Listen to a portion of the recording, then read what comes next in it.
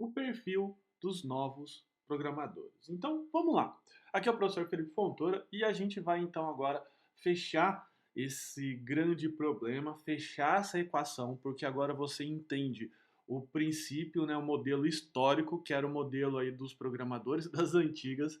O problema é que esses programadores agora, que eu estou incluído, você está incluso e todos esses outros 18 milhões e meio de programadores também estão incluídos, que a gente precisa então resolver uma equação, que é excesso de conhecimento, excesso de informação para uma mente limitada. Então, uma hora essa conta vai estourar, uma hora isso vai ser um problema e você não pode ser mais só medido como um bom profissional. A medida como um bom profissional não pode ser mais só conhecimento, né? Aliás, até porque as empresas não estão pedindo, o mercado em si, porque eu falo muito de empresa, mas também vale, se você quer ser um freelancer, se você quer ser né, um empreendedor, também vale as mesmas regras para o mercado, tá?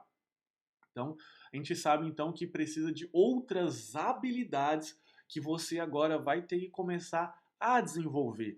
E você sabe que eu estou aqui para te ajudar nesse processo e que essas habilidades não são habilidades que você vai aprender da noite para o dia, mas são habilidades perfeitamente possíveis de se aprender e vão ser muito mais tranquilas, muito menos difícil e sofrível se você está seguindo um método, que é o método que eu vou passar para você. É um dos possíveis métodos que existem por aí.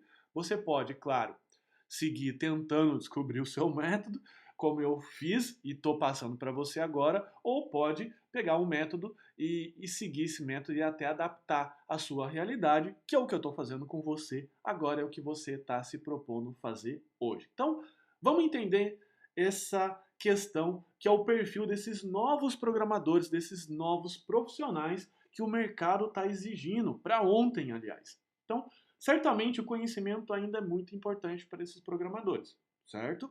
Certo. Por quê? Porque isso é a matéria-prima da mão de obra desses programadores, que é o conhecimento. Por isso que você precisa tratar muito bem o seu corpo, a sua saúde, a sua mente. A sua mente precisa estar livre de ruídos para que você possa construir coisas boas. Porque se a sua mente ela tá doente, ela tá com algum tipo de problema, qual vai ser, né, qual é a matéria-prima? Se a matéria-prima é problemas, o seu produto vai ser problemas, tá certo? Então fica a minha dica aí para você, minha dica de profissional, que é trate bem o seu corpo, trate bem a sua mente. Eu sei que no início, né, é um pouco complicado, mas você precisa estar muito antenado nisso. E coisas como, por exemplo, meditação, exercícios físicos, não é brincadeira. Eu faço isso e eu garanto para você que vai ajudar muito nessa jornada. E até uma coisa que eu pratico, sim, sem vergonha nenhuma, é o ócio criativo. Tem dias que eu tiro que eu não faço absolutamente nada. E eu me orgulho muito, porque é o tempo que a minha mente tem para descansar, ok? Bom, o papo de agora não é sobre mente, não é sobre saúde, mas sim explicar essas novas habilidades, mas fica aí um parênteses que são as minhas dicas. Mas enfim, como eu comentei, o programador não pode ter só isso, né? Só conhecimento. Seria mais ou menos algo que você entrar numa pizzaria, sentar numa mesa, você vai abrir um cardápio e você vai querer comer uma pizza, óbvio. Mas você não passa nem pela sua mente que aquela pizza não é gostosa, que aquela pizza não é bem feita, ou que aqueles ingredientes não são de boa qualidade. Por quê? Porque senão você nem entraria naquela pizzaria, você nem gastaria o seu dinheiro. E é a mesma coisa com você. Uma empresa, um mercado vai te contratar, vai contratar você, ele não passa pela cabeça dele. Quer dizer, você passa até por um crivo, por um filtro, né, que você não tem conhecimento. E fica tranquilo, tá? Fica tranquila também, porque esse conhecimento não é só conhecimento avançado. Claro que você vai almejar conhecimentos avançados, mas também tem um mercado muito sedente, que é daqueles mercados mais simples. Poxa vida, você vai, vamos pegar aqui o mercadinho da esquina. Você acha que o tiozinho que está lá no mercadinho da esquina, ele tem conhecimento suficiente para que você possa para que ele possa implantar, por exemplo, mesmo um sistema mínimo que seja de gestão de estoque, que ele não tem, que ele anota no caderninho. Então você já vê que só aí na esquina da sua casa, quantos mercadinhos, quantas padarias não podem ter que estão precisando do seu serviço. Claro que você não vai receber o quanto você receberia por estar numa empresa de alta tecnologia ou inventando um produto novo, mas de repente é o que tem acessível para você nesse momento. Então vamos parar, vamos combinar uma coisa que é só achar que você precisa estar lá no topo. Não, existem diversos níveis de travessão que você precisa pular, tá certo? Mas para também que você precisa estar preparado. Senão o que, que vai acontecer? Você vai ficar se frustrando, tentando alguma coisa para que ainda não é para você. E vice-versa. De repente, você é uma pessoa muito capacitada também, né, tá sendo mal aproveitado. Então você precisa se conhecer. Bacana? Então vamos lá. Atualmente as empresas clamam por um profissional com múltiplas habilidades. E o programador não foge disso não, tá? Não tá. Isso aí é um panorama geral do mercado que vale para qualquer profissão, mas o nosso foco aqui é TI, é programação. E as habilidades mais importantes para esses novos profissionais e principalmente programadores são elas. Vamos lá, vamos citar aqui num panorama de TI. Vamos fazer um raio-x desse cérebro. Capacidade analítica, né? Lógica, linguagem e também concentração. Por quê? Porque sem essa capacidade analítica, que você não aprende só quando você é programador, mas você vem sendo treinado desde a época da escolinha da tia Estela, que ela te ensinava os problemas do Joãozinho. Por exemplo, o Joãozinho tinha 5 amiguinhos, cada um comeu uma bala, quantas balas sobraram? Ela já estava treinando você para essa capacidade analítica que você precisa agora, nesse momento como profissional. Legal? Mas claro que essa capacidade analítica ela é mais colocada em prova, em xeque, quando você está num contexto de TI, um contexto de programação, porque afinal você está lá para resolver problemas. Bacana? E a gente já vai contar, eu vou contar até uma história um pouco mais para o final dessa aula que reforça isso. Lógica e linguagem, lógica para resolver esses problemas e linguagem que é a base, frameworks, Java, C, sei lá, Python, Ruby, programas aí que você vai aprender, e a concentração que te ajuda a cumprir esses desafios. Vai manter ali você grudado, vai te colocar ali na frente do monitor e vai fazer com que você, de fato, tenha ferramenta suficiente para resolver esses problemas. E outras também, como por exemplo, criatividade, empreendedorismo, e não só empreendedorismo interno, desculpa, externo, empreendedorismo interno. Porque você também pode ser um empreendedor trabalhando como funcionário. E eu vou falar isso mais para frente nesse curso, tá? Isso é uma das habilidades muito importantes, você resolver problemas de uma forma mais inovadora no ambiente que você está. Relacionamento. Quantos programadores aí a gente já não viu que são caras extremamente fechados, pessoas que não sabem conversar, não sabem lidar com um time de trabalho, que isso acaba sendo muito prejudicial. Capacidade de negócio, de entender o negócio, muitas vezes também de negociação e, claro, marketing pessoal. Podia faltar isso. Então, a gente começa a perceber que hoje o modelo atual, principalmente o foco dessas universidades, é um modelo antigo. Ou seja, fazer com que você foque muito nessa parte técnica e quase não foque do outro lado, que são habilidades tão valorizadas ou mais, que a gente vai ver aqui nos próximos slides, do que só as habilidades técnicas. Então, são essas habilidades que você precisa começar a desenvolver. E eu até entendo, vamos dizer assim, entendo, mas não concordo com esse modelo das universidades, esse modelo institucionalizado que está aí de ensino, que é o que eles precisam fazer. Eles precisam produzir um profissional rápido, coisas rápidas. E até porque você está pedindo isso para ela, né, para essas universidades. Você está exigindo isso ao escolher uma faculdade que está lá, oferece um curso rápido de 2 anos, ao invés de uma faculdade que oferece um curso de 5. Estou falando do mesmo curso, tá? Não vá comparar tecnólogo com engenharia, que são cursos diferentes. Banana com maçã, não faz sentido comparar. Mas você está exigindo isso das universidades agora, resultado rápido. E te ensinar coisa técnica dá um resultado rápido. Se você for uma pessoa aí inteligente como você em poucos dias estudando alguma coisa, alguma técnica que a escola ali está ensinando, você já tem a capacidade de produzir resultados. Sendo que te ensinar a ser mais criativo, né, ter um melhor relacionamento, são coisas que demoram, que demandam anos.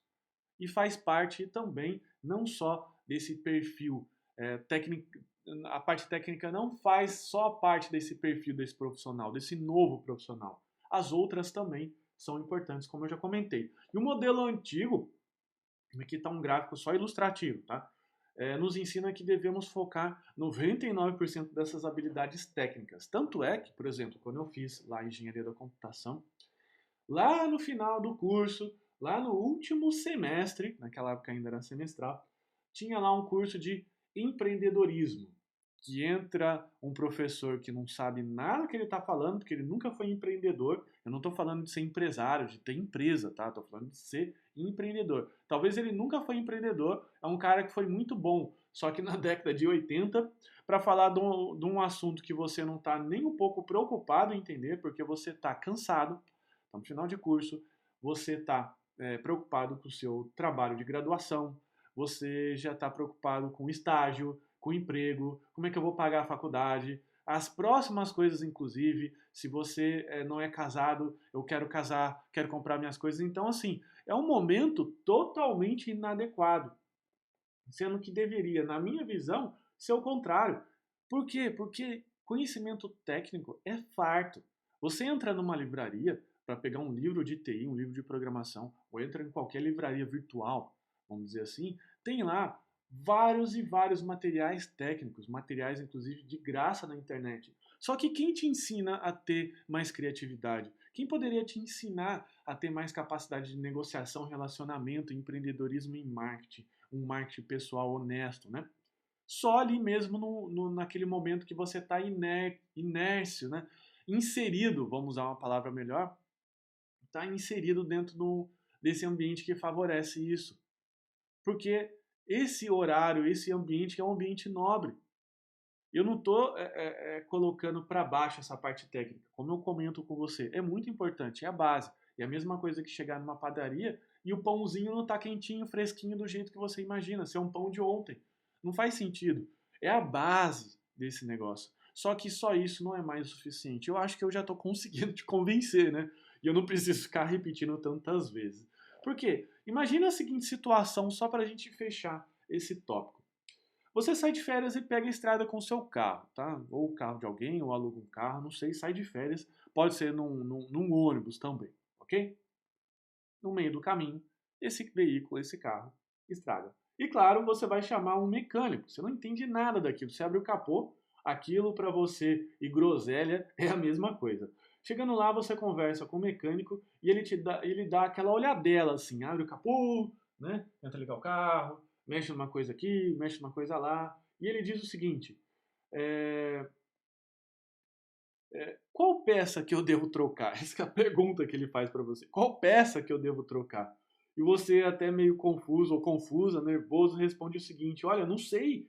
Você está aqui, né? Você precisa saber disso. Como que você está perguntando para mim que não entendo nada? E por incrível que pareça, o mecânico ainda retruca. Eu só sei trocar a peça, mas não sei achar o problema.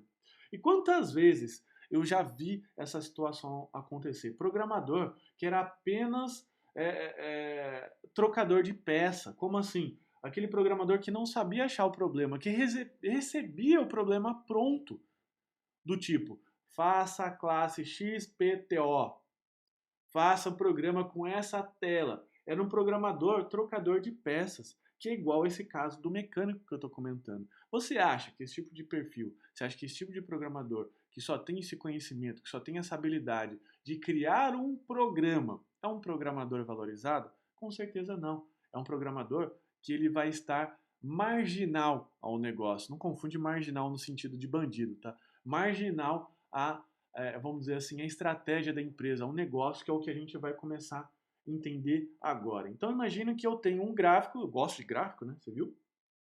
Tem um gráfico aqui que eu tenho áreas, né? Quanto mais para o centro desse gráfico, imagina lá, ó, a crosta terrestre, mais quente é, tá? Mais próximo da festa eu estou. eu estou dentro do baile. E para as áreas verdes ali, eu estou na crosta terrestre, uma área mais fria, né? Uma área que a gente está hoje, porque a gente não suporta lá o núcleo da Terra com milhares e milhares de graus centígrados. Só que é o seguinte, nesse núcleo aqui é o núcleo estratégico da empresa. E o mais frio é o núcleo operacional. E que se você, quanto mais próximo desse baile, desse núcleo estratégico aqui, mais você vai ser reconhecido e mais você vai ser importante para essa empresa. Bacana? Só que imagina o seguinte, que você está numa empresa de tecnologia, uma Google, uma Microsoft, e nem precisa ser tanto assim. Você está numa startup, numa empresa pequena que faz um programa de computador aí na sua cidade. Você, como programador, a visão da empresa para você vai ser uma visão estratégica. Por quê? Porque essa empresa que produz algum tipo de sistema, ter um programador, é a mesma coisa que eu ter ali um padeiro fazendo pão. Vamos, padeiro e programador não tem nada a ver, mas é só para você entender, fazendo uma analogia, certo? Então, se você é o programador numa empresa de tecnologia, você é o padeiro da padaria, fazendo pão. Ela precisa vender pão, então logo o padeiro é importante para ela. Por isso que tem muito padeiro que ganha muito bem, né? Ganha lá os seus 5 mil, aqui na minha cidade, 5 a 7 mil fácil, dependendo da padaria que ele trabalha, né? Ali programador, desculpa, padeiro iniciante ganha ali seus 2.500 a 3, por exemplo, né? Já é um padeiro, tá certo? Então, por quê? Porque você está inserido numa empresa de tecnologia, isso faz parte do negócio dela. Você programa, você dá manutenção no sistema. Quando eu falo nível estratégico, é o ganha-pão da empresa. Vou dar um exemplo para você. O Google. Imagine que você é um programador lá na Google e você trabalha no produto principal da Google. Quais são os dois produtos principais da Google? É o buscador, qual milhões de pessoas usam a todo momento, e o segundo produto mais importante da Google, que talvez você não conheça, é o AdWords, que é um sistema em que eu posso fazer anúncios patrocinados ou palavras-chave patrocinadas. Por exemplo, seguro de carro, você quer fazer o seguro do seu carro. Daí eu quero estar à frente do meu concorrente. Eu patrocino essa palavra-chave e pago por clique. Então, se você é um programador que você está dando manutenção nesses algoritmos, nesses produtos, para a Google, você é muito importante. Ok? Agora vamos imaginar que você está numa empresa que não é de tecnologia. Eu vou citar aqui, por exemplo, para que fique um pouco mais claro, para que fique um pouco mais perto da nossa realidade, um escritório de contabilidade. O escritório de contabilidade, ele lida ali com os clientes, pagamento, né, o fluxo de caixa de empresa, aquelas coisas. E você não quer, não gosta e não quer saber disso. Consequentemente, o que sobra para você? Vai sobrar ali o operacional, da manutenção em computador. Olha só, você tem o mesmo conhecimento que você teria, às vezes, numa empresa de tecnologia. Mas só pelo fato de você não estar lidando ali com a parte que é estratégica da empresa, faz com que essa empresa tenha uma visão diferente de você. Porque você vai estar ali às marginais, né, desse modelo estratégico, vai estar nessa parte ali operacional, fazendo com que você vire meio que uma peça trocável fácil, né? O menino lá dos computadores, o menino da TI. Ô, chama o menino lá porque o meu computador aqui parou de funcionar. Ou seja, né, você quer estar no nível estratégico. Então, aqui para a gente colocar numa parte um pouco mais prática, para não ficar só nessa parte teórica, se você tem a capacidade de trabalhar numa fábrica de software, numa Google, numa produtora de sistemas, numa startup, bem, você vai estar ali no centro estratégico dessa empresa. Só que se você não tiver essa oportunidade, for trabalhar, por exemplo, no escritório de contabilidade e até numa empresa grande, numa indústria, por exemplo, igual eu já trabalhei, as chances é que, mesmo você tendo esse mesmo conhecimento do que eu teria trabalhando numa empresa que é foco em tecnologia, naturalmente eu vou estar nas marginais, que é no operacional da empresa. E, consequentemente, essa visão da empresa vai ser diferente de mim. Entende? É o mesmo conhecimento, o mesmo programador, mas eu estou trabalhando na empresa A, na empresa B. Na empresa B, se ela não for na empresa de tecnologia, você vai estar nos operacionais. E atualmente as empresas no Brasil, até as grandes, tratam a TI como um departamento de ferramental. Claro que é uma ferramenta muito sofisticada, mas ainda não deixa de ser uma, quando deveriam tratar numa forma estratégica. Porque pensa bem, pensa comigo. Vamos voltar lá ao exemplo do tiozinho do mercadinho da esquina. O tiozinho está lá, ele não controla o estoque dele, não sabe quais as provisões, os últimos preços que ele pagou, não sabe quanto que está acabando. E você implanta um sistema desse na empresa, na pequena empresa dele. Vai mudar a empresa dele da água para o vinho. Ela vai ser mais eficiente, vai ser mais efetiva, ele vai ter menos desperdício, as pessoas vão começar a enxergar mais qualidade. Ou seja, a TI deveria ser tratada como estratégia, não como um custo. Os meninos da TI que fazem um monte de coisas complicadas que eu não entendo nada, mas que eu também não quero saber, tá certo? Então, assim os profissionais no Brasil, normalmente, quando eles não estão em empresas de tecnologia high-tech, vamos assim dizer, em startups, né, numa Google, ali trabalhando em fábricas de software, naturalmente eles ficam à mercê dos negócios, ficam às margens desse negócio, tá certo? E como eu comentei, você não precisa, para começar a trabalhar na TI, já almejar um degrau que talvez você nem alcance, né?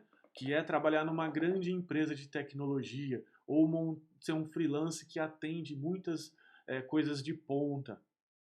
Você, de repente, o que tem para você nesse momento, porque você precisa pagar as contas, porque você é aquele emprego no pequeno escritório de contabilidade. Então, ok, essa é a sua realidade atual. Não adianta ficar sonhando antes do tempo. Então, você precisa encarar isso, mas você vai entrar do jogo da maneira diferente, porque eu estou ensinando o jogo para você que é do zero até um pouco mais avançado. Inclusive, mais para frente do curso, você vai ter lá as tão comentadas fórmulas, né? Que não são fórmulas mágicas, mas são só o problema explicado num contexto específico, num contexto que é o meu primeiro emprego, né? E assim vai. Bacana? Então, só para a gente poder entender, aqui está a área de TI, hoje no Brasil e até nas grandes empresas, e eu até desconfio que no mundo mesmo, a TI está ali nas marginais, no operacional, mas que essa é a realidade, né? Você precisa se tornar mais importante. Mas a pergunta é, como que eu me torno mais importante? Estando ali mais próximo do estratégico, sendo que hoje não é o que as empresas fazem naturalmente. Então, se você estiver numa grande empresa e não for um diretor da área de TI, você vai ter grande dificuldade, tá certo? Então, o que eu te aconselho é migrar para uma área que seja o core business da empresa. Nossa, que palavra diferente. É isso aí, deixa eu te explicar. Quando eu estava trabalhando na Embraer, empresa brasileira de aeronáutica, eu estava trabalhando na área de manuais técnicos de avião. E lá eu trabalhava como programador, resolvendo os sistemas internos lá e fazendo a área ser um pouco mais eficiente. Só que essa área é um produto indireto do principal produto da empresa, que é aviões. Então, o que, que eu fiz? Eu me planejei, fiz um curso de engenharia da computação para que eu pudesse ser reconhecido como um engenheiro, consequentemente ter o CREA, né, que é o Conselho Regional de Engenharia, e me capacitar na parte aviônica da empresa para trabalhar num setor chamado de engenharia de sistemas, em que eu iria basicamente fazer sistemas para avião, tá bom? Claro que a minha estratégia acabou mudando depois com o tempo, é história, depois num outro momento eu posso contar isso para você, mas só para você entender a minha estratégia. Então é muito importante para que você, se você esteja inserido numa empresa grande, você comece a migrar naturalmente com o seu conhecimento de informática, que é um conhecimento muito valorizado, porque essa parte é difícil, ter lá a capacidade analítica, capacidade lógica, e sim fazer programas até para de repente para essas áreas, mas com uma área, vamos dizer assim, com conhecimento secundário, que pode até virar primário. Por isso que vem muitas pessoas perguntar para mim e falar assim, professor, eu tenho 30 anos, né? E eu aqui tenho conhecimento na área, sei lá, têxtil. Eu trabalhei muitos anos com a área têxtil. Vale a pena eu migrar para a área de programador, esquecer essa área têxtil? Não, absolutamente não. O que, que você vai ficar? Você vai ficar inserido perto desse modelo estratégico da área têxtil, fazendo soluções para a área têxtil com a sua capacidade de programador, que é uma baita de uma capacidade, ok? Então isso se você tiver inserido num macro contexto, que é um contexto que você não tem tanto domínio assim, a não ser que você esteja no alto escalão. Agora vamos migrar para o outro lado. Se você tem uma empresa pequena, vamos voltar de novo ao exemplo do escritório de contabilidade. O escritório pequeno, o que você vai fazer? Você vai começar a estudar um pouco mais o modelo de negócio da empresa e você vai começar a entender como é que ela ganha dinheiro. Como que ela consegue? Você vai começar a se envolver com os problemas dela. Então, se você entrou no escritório de contabilidade, comece a estudar matérias correlacionadas a isso. Só por fazer isso, você já vai ser visto de uma outra forma, mesmo não se envolvendo diretamente com contabilidade, ali com livro caixa, essas coisas. Mas o dono da empresa, que você tem normalmente acesso, o gerente ali, já vai começar a te enxergar com os outros olhos, porque ele está ali inserido dentro do contexto estratégico e vai falar assim, caramba, essa pessoa aqui, ela está realmente se interessando pela empresa, então eu vou começar a olhar ela com uma outra visão. Beleza? Ficou claro? Então são duas questões bem diferentes. Quando eu estou num ambiente macro, que eu não tenho tanto domínio, ou no ambiente que é um ambiente menor, quando eu tenho domínio. A situação é a mesma. A intuição, a questão é a mesma, de chegar mais próximo do estratégico. Só que a estratégia muda conforme muda o caso, tá certo? E já que essa é a realidade, né? Então, como que eu consigo se tornar mais importante para a empresa? Ajustando essas habilidades corretas, essas habilidades certas. Vamos entender então as mais importantes em 4 historinhas rápidas aqui que eu vou contar da minha vida que me levaram a entender isso, me levaram a entender toda essa problemática e me levou a chegar nessa solução. Até para que você possa desmistificar e achar que isso é uma coisa que eu tirei da cartola, uma coisa mágica. Não é. É resultado de muito trabalho, resultado de muita relação e também quebrando a cabeça como você está quebrando agora. Eu não sou diferente de você. A única questão é que eu sou uma pessoa que está um pouco mais à frente, já bateu muito mais a cabeça e estou hoje colocando todas essas coisas para você de uma forma clara na mesa, que é a forma que eu gosto, né, de jogar no bom sentido. Né? Eu gosto sempre de colocar as minhas cartas na mesa e jogar de uma forma clara. Bom, vamos lá. A primeira historinha, a tecnologia não importa muito nesse caso, né? Bom, eu estava lá em 2010, se eu não me engano, e eu conhecia muito de PHP. Ainda conheço relativamente, mas como não estou mais me atualizando, pode ter coisas que já pode ter mudado de área. E eu estava lá criando uma solução que era um sistema de conteúdo para empresas. Eu já tinha a minha empresa, nessa época eu estava prestando serviço para agências de publicidade, agências web. Elas precisavam criar websites. Então, nessa época, o que acontecia? Essas agências e esses programadores travavam o cliente da seguinte forma: não entregavam para ele um sistema que ele pudesse mudar o conteúdo. Se ele quisesse mudar o telefone, ele teria que contratar esse programador. Como a hora desse programador era muito cara, o que eles forneciam? Eles causavam um problema, né? Limitavam a pessoa nisso e davam uma solução, né? Para um problema que eles mesmos causaram, que era o quê? Assinatura. Então você me pagava um valor bem menor por mês e eu fazia a manutenção no seu website, mesmo que se fosse para trocar um telefone lá, um número de telefone que seja. E claro, como o número de alterações não era autossuficiente para justificar muito trabalho, eu podia assinar isso com 10, 20 clientes e eu tinha uma renda recorrente todo mês, fora aquela renda que era da criação de websites do zero. Legal? Então, eu fazia um sistema que proporcionava a pessoa não ficar refém, ou seja, ela mesma alterava o conteúdo que ela queria. Só que eu fiz isso utilizando as melhores tecnologias da época, que era programação PHP orientada a objetos, com banco de dados MySQL, que naquela época lá ainda não estava muito bem difundido essa parte transacional, mas fazia transações de banco de dados, coisa top, tá certo? Até que eu conheci uma mulher, ela é uma senhora já, que ela vendia um sistema desse totalmente porco. Porco no sentido tecnicamente. Era uma tecnologia muito simples, muito, que nem era usada naquela época. Imagina hoje, que era em CGI por. Inclusive o banco de dados dela não tinha interface de administração como a minha tinha senhas, não tinha nada. Era um arquivo que ela editava no bloco de notas de uma forma bem porquinha e vendia. Só que enquanto eu vendia uma peça, uma licença desse sistema, ela vendia centenas de licenças no mesmo mês. Como que ela conseguia fazer isso? Explicando isso de uma forma mais correta para o cliente. Então ela tinha uma habilidade de negociação, uma habilidade de passar o que o cliente queria escutar. E eu não tinha essa habilidade. E era por isso que eu não vendia nada. Ou seja, mesmo com todo o conhecimento do mundo, mesmo com todas as coisas mais top que eu podia fazer, que eu conhecia na época, eu não ganhava dinheiro.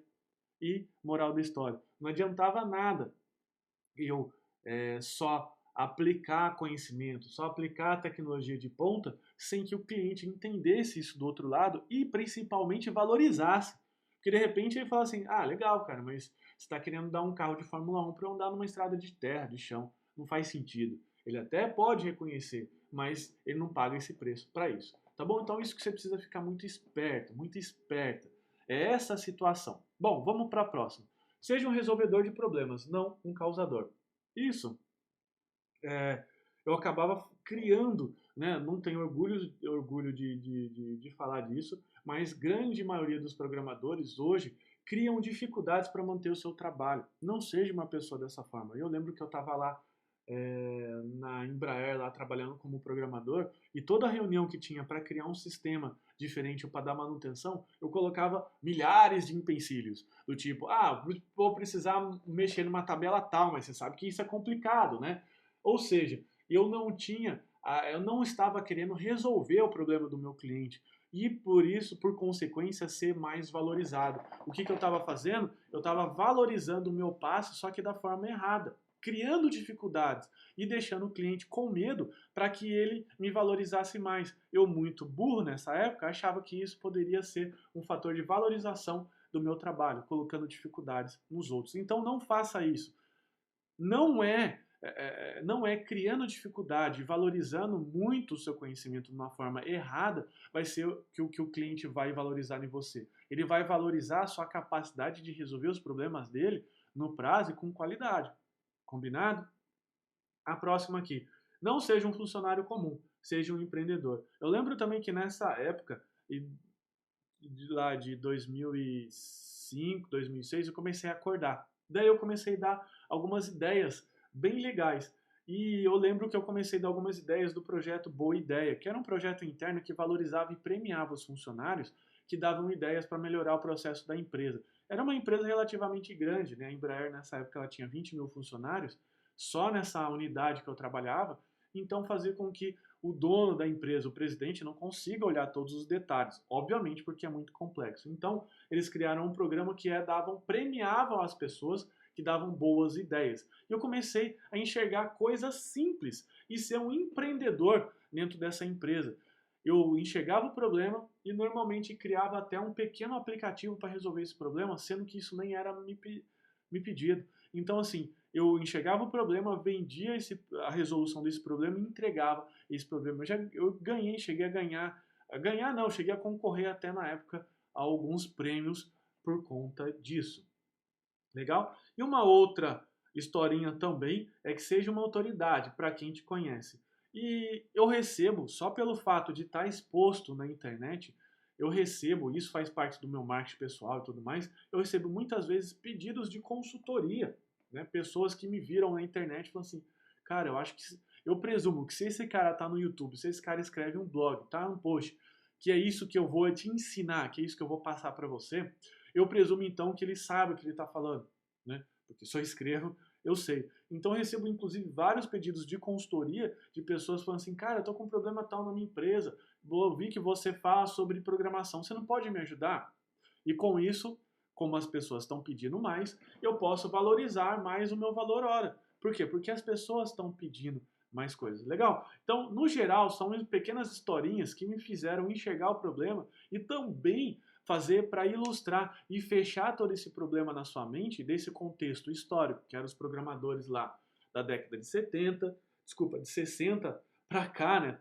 70 também está incluso, que eram basicamente esses programadores, cientistas, gênios que tinham que lidar com coisas bastante complexas, difíceis, e estavam em institutos de pesquisa e tudo mais. Você passou por esse contexto que é do problema atual que a gente está vivendo hoje, pelo excesso de informação, que só o conhecimento não vai ser suficiente, até porque você vai ver que essa conta não bate. Se você ficar antenado hoje com tudo que sai na internet é humanamente impossível, e você agora passou pelo o panorama de como resolver esse problema, acionando e trabalhando outras habilidades que vão fazer com que você não precise estudar tanto, se matar. Você, com o conhecimento correto, consegue vender esse conhecimento de uma forma muito melhor do que só lá se matando.